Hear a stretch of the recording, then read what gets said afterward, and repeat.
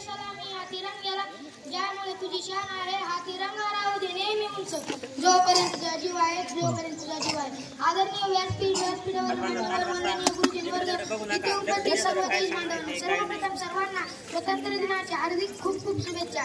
आज 15 ऑगस्ट हा दिवस आपल्या भारतातल्या प्रत्येक नागरिकासाठी अभिमानाचा व सन्मानाचा दिवस आहे। 15 ऑगस्ट 1947 रोजी आपला भारत इंग्रजांच्या अनेक वर्षांच्या गुलामगिरीतून मुक्त झाला। 15 ऑगस्ट 1947 रोजी आपला भारत देश स्वतंत्र झाला।